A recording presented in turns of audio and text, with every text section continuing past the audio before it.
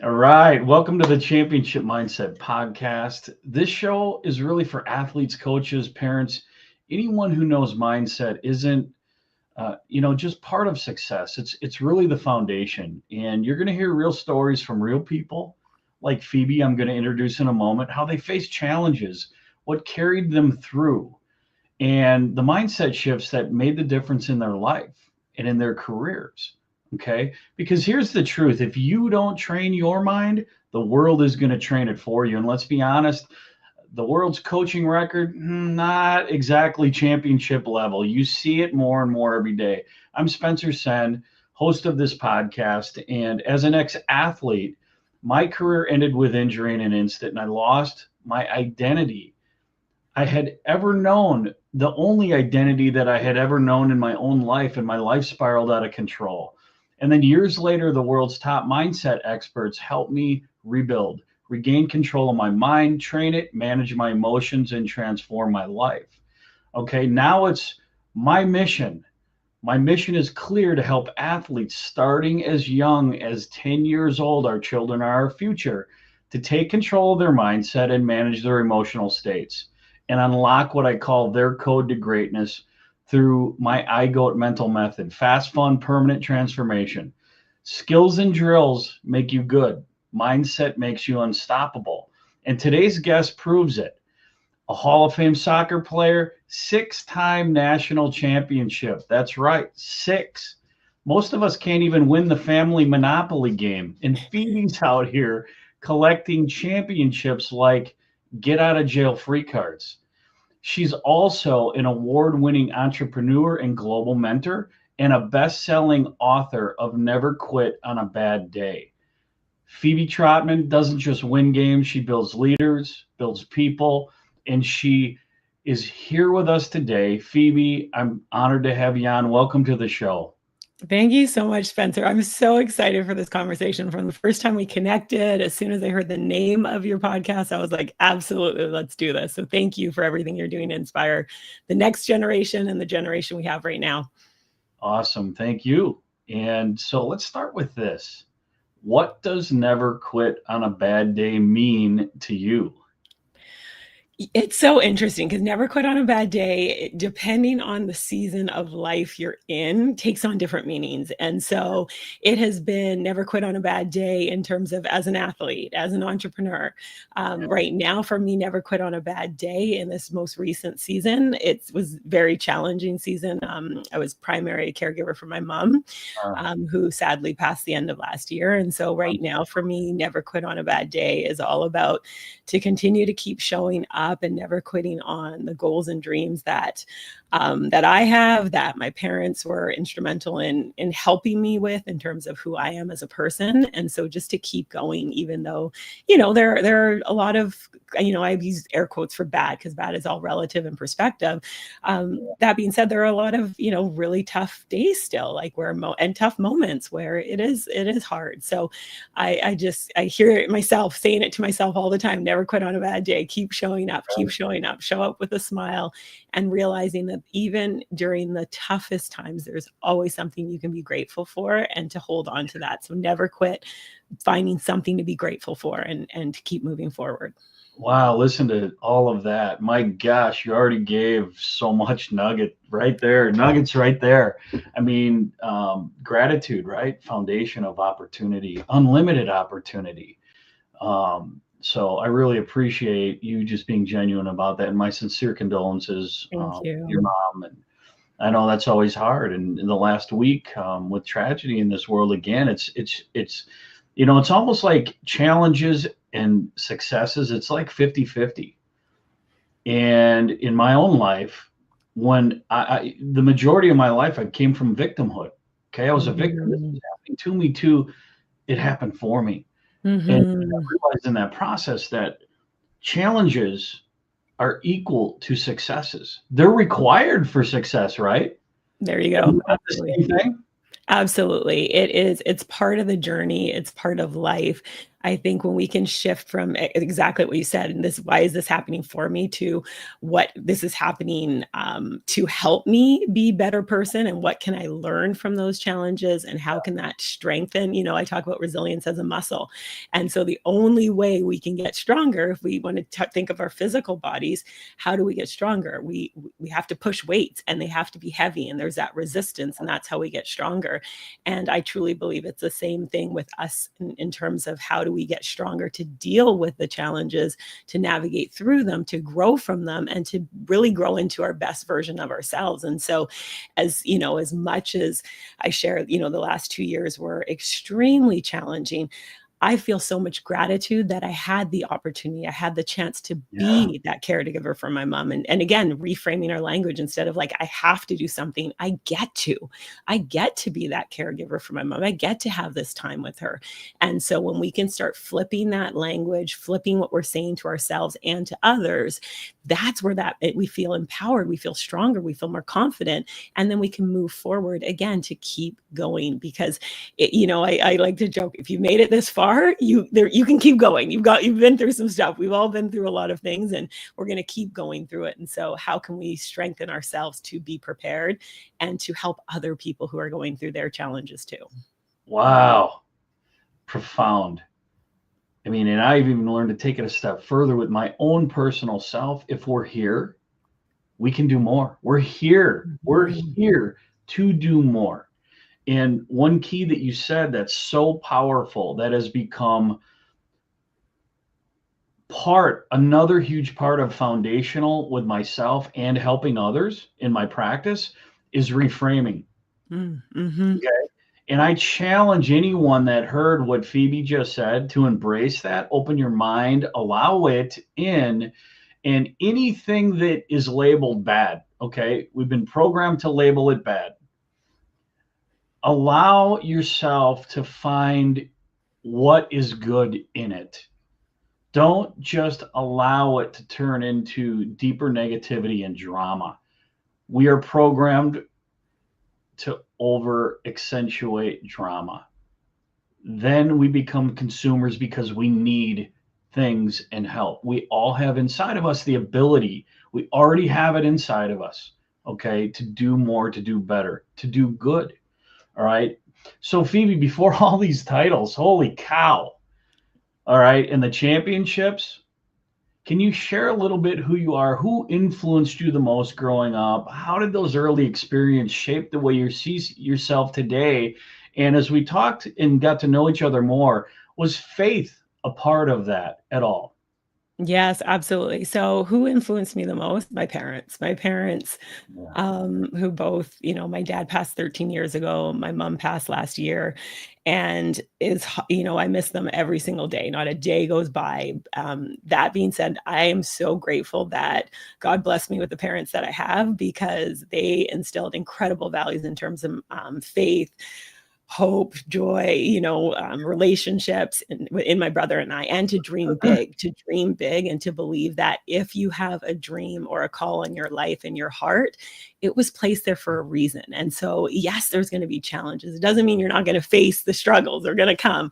However, that you were called for something, there's a purpose. And so, and I go share a story with my parents. I remember when I had tried out for this provincial team, and, I'll give the short version. That means I didn't even know what it meant. I just, I went out for this provincial team, some friends. I just knew it was an opportunity to play more soccer, which I loved. Right. And I was, a top player in the community. So it was kind of like, yeah, of course I'm going to make it. I had that kind of confidence because I had, was playing and thought, okay, let's go forward. And short version, the coach brings us all in and we went through some practices, and then we had this like tournament, a 2-game tournament over a weekend, and he brings everybody in, and goes through and he says, okay, well, I want to thank everybody for coming out. I know you're smiling because you know where this is going.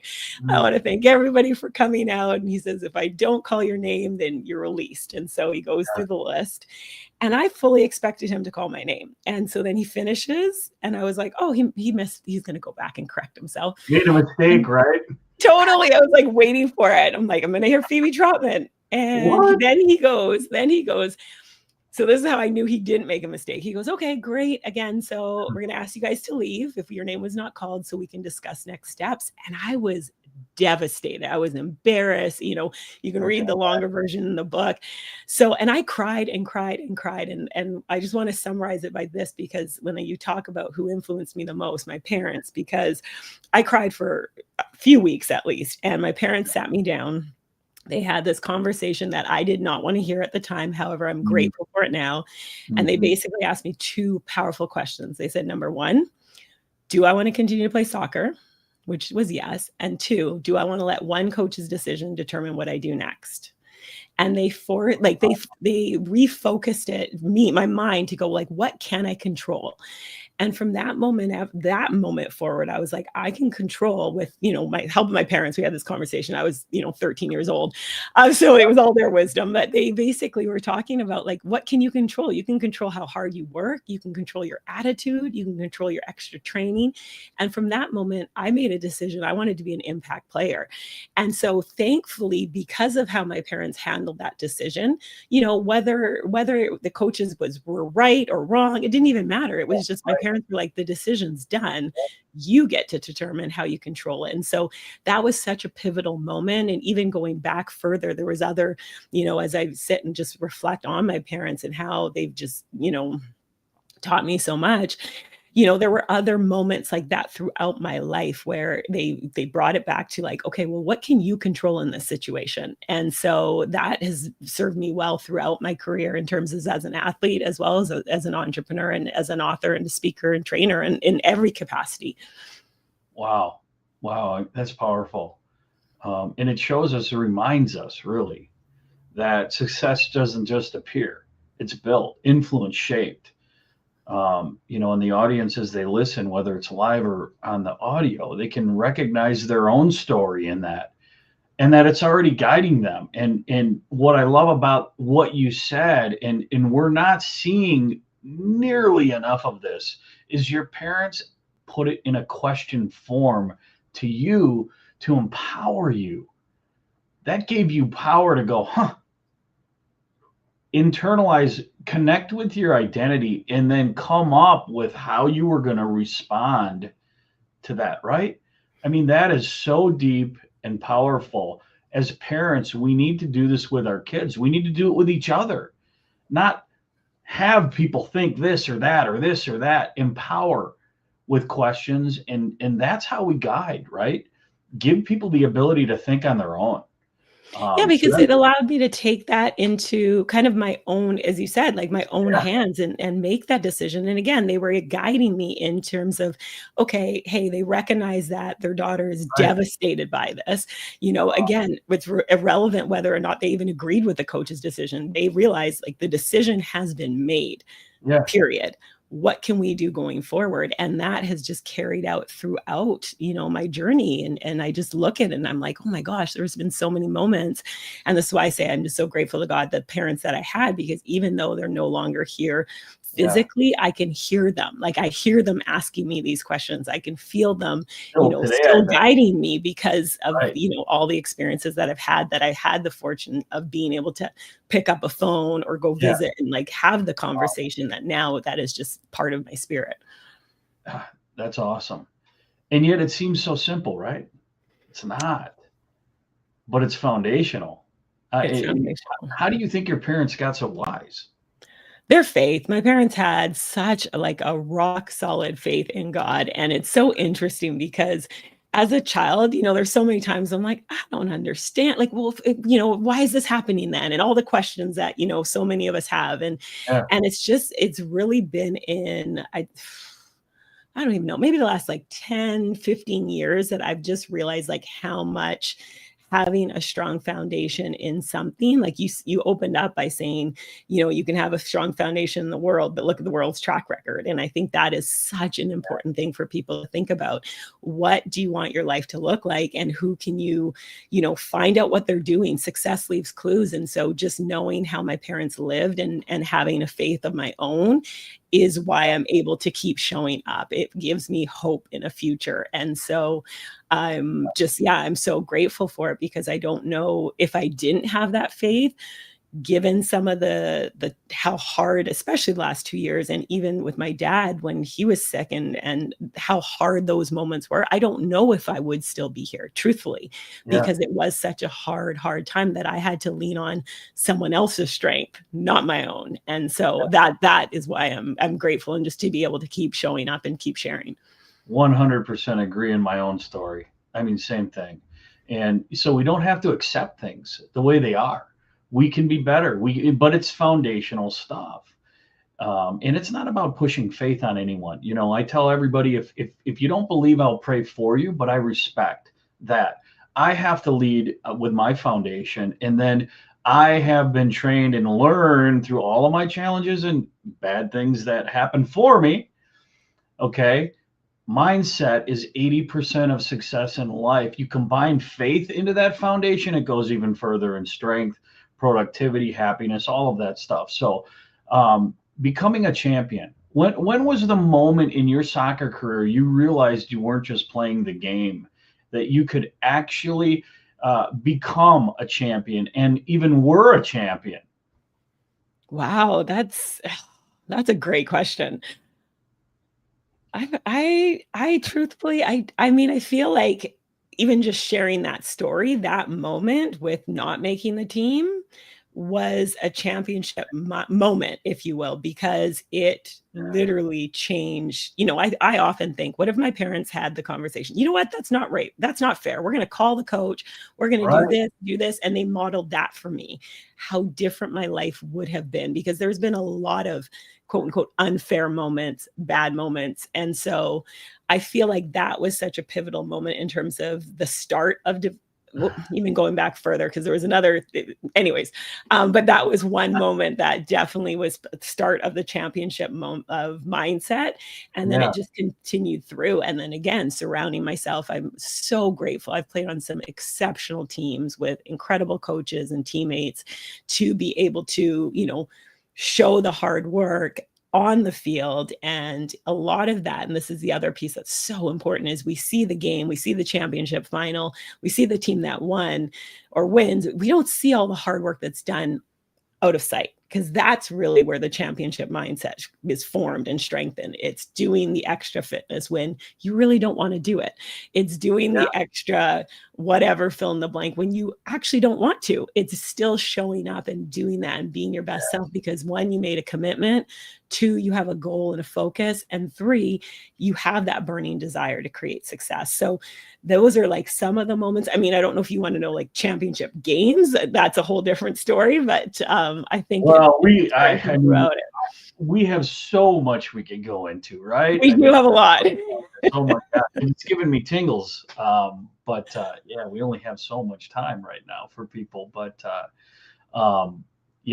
as you're in the trenches, right? I made a video this morning that I posted: accountability, commitment, consistency.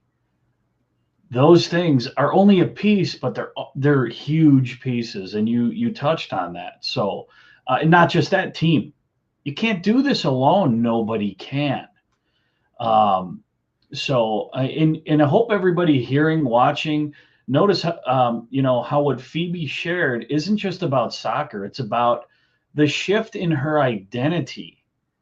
Identity is missing in kids' sports today, which is why I focus on it so hard. I've even been through those calls, Phoebe, as a coach, where parents call me up and screaming at me, or from the sidelines, put my child in, or why did my child not make the team? So I identify with that huge. In fact, it just happened again recently. But handling pressure, adversity, okay? Yeah, again, a lot of people hear that and go, oh, that's got to be negative. No, that's positive. That's going to pull out who you really are. Every athlete, every person faces injuries, setbacks, pressures. That feels overwhelming, right? What's one of those moments for you? And how did how did you find the strength to push through it? What can you share with people, like tools or techniques that you used to get through that? Oh, you asked some fabulous questions. So one moment All that right. pops in my mind is I'm like, there's so many. Let me narrow down. One, and again, it speaks to like everything that you just shared in team. So my last year of university playing soccer, my first 2 years we came second. We lost in the national championship both years. Third year we didn't have a great season, so we're in fourth year.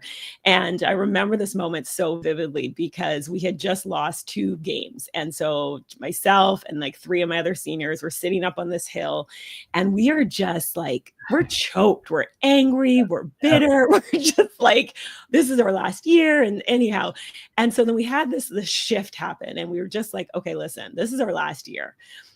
We want to win. We want to go out Yeah. making our mark on this program. And so we do have 2 choices. We can keep doing what we're doing, or 2, we rally the troops. We lead first. We show up early, we train harder, we make sure every team member knows that they're valued, whether they even step on the game field, because they're valued in practice, they're valued in terms of what they bring to the team. And Yeah. so we ended up shifting. And then we went on to play, we made it to the final game. And we actually went on to play the longest game in NAIA history. It was ended up being 5 overtime. So anyone who knows soccer, it's 90 minutes of regulation time and then you go into overtime. Back then it was golden goal. So you just keep Yeah. playing until someone Right. scores. And so we ended up playing almost the equivalent of 2 soccer games. And so to win that with those teammates, knowing how much work we put in. And that's why I say so much of we see everything above the surface, but it's like what's going on below the surface. And we worked so hard. And so to come out with that result, just that to me was all about everybody having a common goal, everybody moving in the same direction, everybody feeling valued and appreciated. That was so Right. important to us because, again, it's a team. And so to be able to do that and work together to have that, when I think of that moment, and again, just pure exhaustion. At that point, you're just running on Yeah. heart and knowing that Sure. you've put in the work. And so I just encourage people to have those moments that you can go back and be like, yes, we did that. And having those moments, because I do feel like so often we just focus on sort of the we don't give ourselves enough credit for the stuff we've already been through. And I Yeah. challenge people to take a moment and just even write down 10 hard things that you've made it through to be here, Yeah. because that will strengthen your confidence in yourself and your resilience. And knowing that you've gone through these 10 things, and they can be anything. It could be a hard breakup, it could be an injury, it could be, not getting the job you wanted, anything, a loss of a family member. Write it down and look at what you've done. You've been able to get to this moment and celebrate that you're here. And as you said, if we're here, there's still more we can give. And so I encourage people to do that, because when you have those moments, and it's funny, I just got game footage from that game, which is literally 25 years ago now, to see that and just to be like, we did that and how Yeah. hard we worked. And I encourage people to have their own kind of I can do hard things list, and keep adding to it and keep recognizing that you've done that. And then obviously, like the other piece, how do you move through the gratitude? For me, it's so part of my foundation to naturally find those things to hold on to, especially again when you're going through challenges. Find that one little thing. It might not even be related to the what you're going through. And I Right. always say this too, I don't ever want anyone to think we're minimizing a challenging situation, because that's not it at all. And finding gratitude or something to hold on to isn't minimizing what you're going through. It just sometimes gives you enough of a gap that you can kind of see that light when you're able to hold on to something. Yeah. Like you said earlier, reframe it. Okay. What you Mhm. just described, Phoebe, is really the difference between breaking down and breaking through. And Mm. I say this all the time. Life is a sport. Okay, you didn't have to play with a ball or whatever. Life is a sport, and as people hear this, they might imagine their own challenges becoming fuel instead of obstacles, right? So, you've been on teams, you've won. You just described desire, discipline, drive, team. There's so many different elements. So you've been on teams that won at the highest level. Um, What's the greatest lesson that you've learned about leadership and trust and inspiring those around you because of who you are? So I also want to highlight something, and then I'll answer that question. I want Yeah. to highlight the fact that I said too, we lost the first 2 years in the Right. final. I've also Right. been on a lot of teams that have lost, Mhm. lost championships, lost games, had losing seasons. So I do want to say that because it ties into how to answer this question about leadership. Yeah. Leaders leaders, we go first. And I say we because it is something that I'm grateful to be in positions of leadership, and I'm grateful to be a student. So I believe that I've learned a lot through the teams that I've been on in terms of from teammates, whether they had the captain's role or not. And I want to stress that too, because leadership to me is all about leading first. You have to be able to lead yourself in terms of some of those attributes we talked about: discipline, commitment, consistency, accountability. And so it comes down to, how are you going to lead yourself first to be able to lead other people? And sometimes it's leading with integrity. It's doing what you say you're going to do, to everything, the smallest thing to the biggest thing, right? It's holding integrity is about holding those promises you make to yourself. And in doing that, I think it when other people see that you're leading and living your best life, whatever that means, like for every single person, I do believe that that inspires other people to do the same thing in their own life. So Yeah, for sure, it's about especially with good intention, right? absolutely. Yeah, exactly. So, I mean, I've had teammates that I've learned so much from because of they had, a challenge where they weren't playing or injury, and how they came back and what was their attitude like throughout that. And I also think we can learn from leaders who maybe they didn't have the same leadership style that we would want to replicate, learn from that as well too. So I just think I've been fortunate enough to have a lot of experiences on teams, and even in the entrepreneur business world as well, where we Yeah. created teams to bring some of those attributes in. And I just want to go back to, at the end of the day though, it starts with us. So how do we lead ourselves first? Amazing. I love your energy. I love everything that you're saying. You're giving me tingles multiple times. So, and you answered the question beautifully. People got plenty out of that. I know I did. So the spark to write a book. If you're like, if you have this experience, I've had so many people that know my life and they're like, oh my God, you've lived like 12 lives. You should write a book. I have no idea where to even start with that. The spark to write a book after soccer, you made that bold move of writing it, right? What inspired you to share your story in that way? It's interesting. I just gonna go back to surround yourself with great people. And it's funny that I'm laughing when you're saying people are telling you to write a book, because for years I'd have people, oh, you should write a book, you should write a book. And I was laughed at it, because although I journaled a lot when I was a teenager, I haven't been a big writer throughout kind of my adult world, if you will. Me And neither. so, yeah, I just am like, there's lots of, and I love to read. Like, I have bookshelves all around me in my office. And so it was funny, but I was with some friends, they're also entrepreneurs, and we were kind of sharing like what's next. Like, and I said to them, I felt this call in my heart for years to create something to help inspire people and educate, and combine kind of the experiences I learned as an athlete, the experience I've learned as an entrepreneur, and create something. That being said, I didn't know what that would look like. And they're like, you should write a book. And I did laugh. I started laughing a little bit. I was like, okay, yeah, you're not the first people. However, here's what they did, which I'm, again, just grateful to surround. I encourage people, get a great group of people around you, because I had been sharing with them earlier why I was so motivated to reach the top rank in my network marketing online business. And part of it was because I wanted people to see that someone, you could be single, you could be a female, you could be a person of color, you could be all these whatever labels you want to put on it, and you can still do it by surrounding yourself, creating a great team, and focus and commitment and all the things we've talked about. And so when I was laughing about the book idea, they kind of flipped it and they went back. They said, hey, remember when you shared part of the reason you were so motivated to hit the top rank? Well, it's the same thing about writing this book. It's for the people it can help. And that's when I was like, okay, good point. Because if they just, it's interesting, because at that moment I was like, it landed in a different way. And I thought, okay, well, if I'm going to write a book, it has to do two things. Number one, it has to help and inspire and encourage people. And two, I have to feel passionate about it.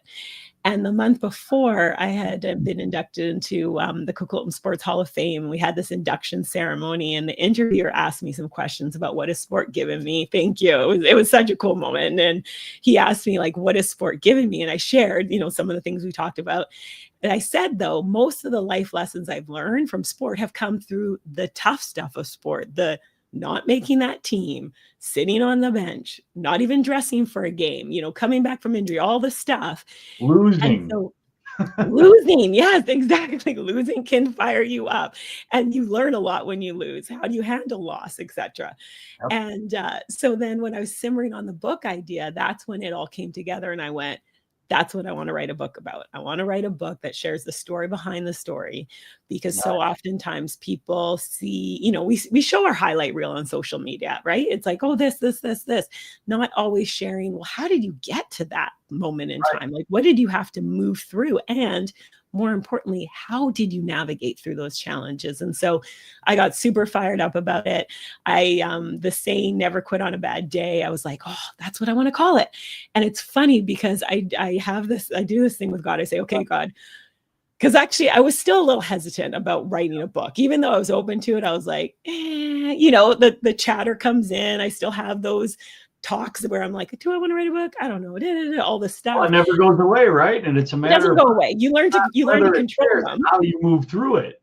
Absolutely. And you learn to channel the chatter in a different way, but it still pops up. And I said, okay, God, if the URL never quit on a bad day is available, you're telling me walk through the door. If it's not, well, you know what? I put it out there. I had that kind of chuckle. And so I went online fully expecting the URL to be taken, and it wasn't. And I was like, oh, you're serious now. You actually want me to do this thing. And so then here we are with Never Quit on a Bad Day. And so it's been incredible. It's helped me just, again, with everything that I've been going through this last season, and just the feedback. And I'm so grateful to the contributors who all said yes to sharing their stories, and to be able to have these books to, again, inspire, encourage, and just help people along their own journey. And then you got good at it. And then God said more, right? And it turned into a series, you told me.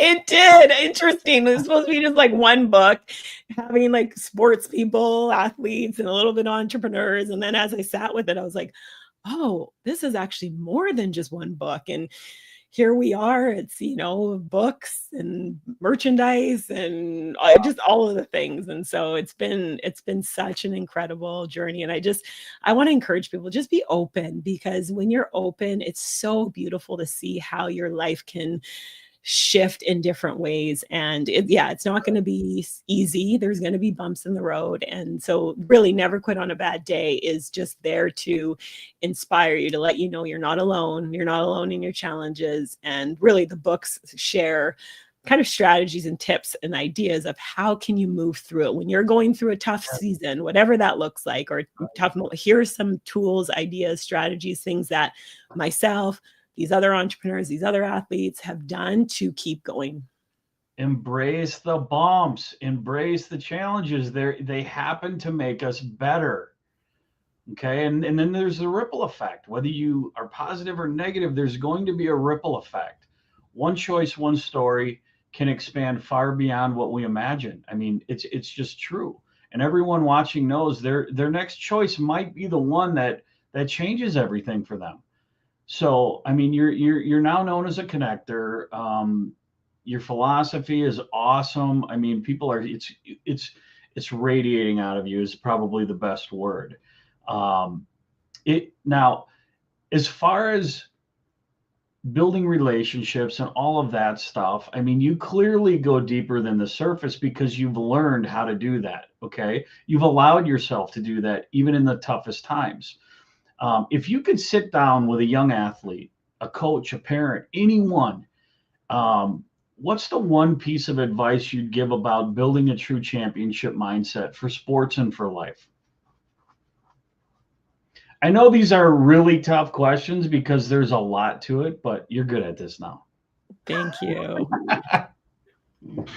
I would say learn to control the controllables. So focus on what you can control in life, in your journey as an athlete, as a person, a human being, building relationships, just focused. Like the more I think as just people, if we could truly learn how to control the controllables, as simple, again, it is simple stuff. And if we truly can learn that and just believe that and trust that, I believe that that starts from that, that'll just open up doors in so many ways. And it helps us to kind of own our path and to have a strong foundation. Again, whatever that looks like for everyone listening and watching in. But just again, focus on learning to control the controllables. Wow. That's awesome. Phoebe, thank you so much. I mean, for being here today. Your story, your grit, your wisdom, all of it. They remind us all that championship mindset really isn't just for the field, it's for life. So before we wrap up, we could talk for days. But before we wrap up, where's the best place for people to connect with you, follow you, or dive deeper into your work or networking or whatever? So you can hop online, go to neverquitonabadday.com, as well as on Facebook, Instagram, Never Quit on a Bad Day. All right, so we got a question. How did she keep her kindness and groundedness through this journey? Ooh, how did I keep my kindness and groundness?